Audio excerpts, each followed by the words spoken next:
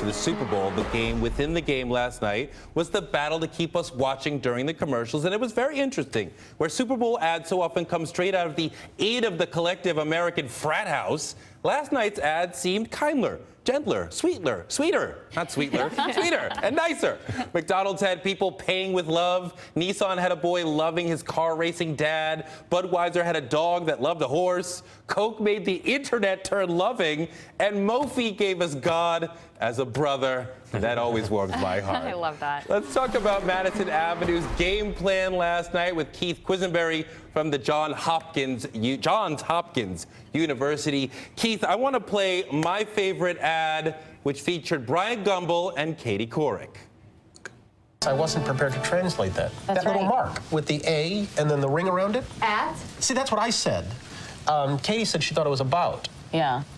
But I'd never heard it. Around I'd never heard it about. said. I'd always seen the mark. There it is. At AM feedback, com. I mean, What what do you is say to that, internet Allison? anyway? What do you write to it like mail? There's Allison. Can you explain what internet is? See, that's what I said. What do you mean there's nothing under the hood? Katie said she thought this was a car. Yeah. And it's built using wind? Like from a windmill? Or a fan, or a turbine, or a fan vine. I love that. Added a little background for the folks at home. The man who executive produces this show was executive producing the Today Show on the day when they had that conversation about what is internet, but he still doesn't know what internet is. But Keith, the question for you is, why were the ads this year kinder and gentler? I think in the past that a lot of marketers have tried stunts with sex appeal or doing something controversial. And in the end, it doesn't pay off for long-term viewability and sharing on social media. So I think they just want to tell good stories, and people love good stories. Yeah, Keith, so I really love my mom, but I loved her that much more when she took me through the McDonald's drive-thru when I was a little girl. I could get like a McFlurry or a fry. And McDonald's totally played off this, it being sort of a family experience and really all about love.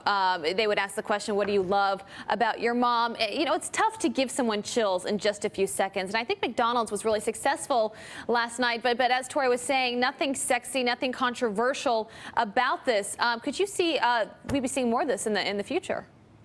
I think so. And if you look at the ad rating polls like USA Today Ad Meter, all those good stories, heartwarming commercials are playing well. And if you go and look at YouTube views, they're the ones that people like. So I think marketers will go where they see success. Yeah, I was very hard, and I watched the Super Bowl with my 6-year-old daughter. And there were very few moments where I was like, oh, I really wish she wasn't seeing this right now. I mean, there seemed to your point, Keith, they seem to have gotten the message that A, women, yes, do watch football, and B, guys are not just going to buy a product because you stick a pair of boobs in their face. Yeah.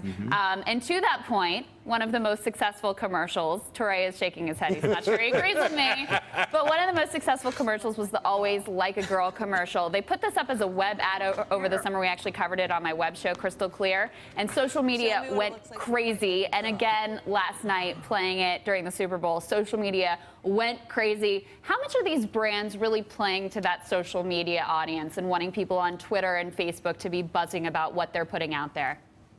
Yeah, and honestly, $4.5 million for 30 seconds isn't worth it. So you have to get a hit that people will talk about online and share, generate online buzz for additional audience and views. That's what you have to do to make that amount of money worth advertising on the Super Bowl.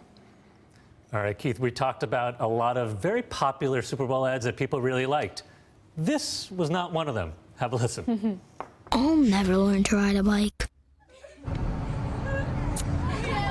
Or get cooties. I'll never learn to fly. Or travel the world with my best friend. And I won't ever get married. I couldn't grow up because I died from an accident. All right, Keith, so Nationwide basically ran an ad about a child dying, essentially, and then they even showed a couple of scenarios in which it could happen. Kind of a downer in the middle of the Super Bowl. They didn't put out a statement that I want to put up for you where they realized that they had a little bit of trouble here. Here's a statement. Preventable injuries around the home are the leading cause of childhood deaths in America. Most people don't know that. Nationwide ran an ad during the Super Bowl that started a fierce conversation The sole purpose of this message was to start a conversation, not sell insurance.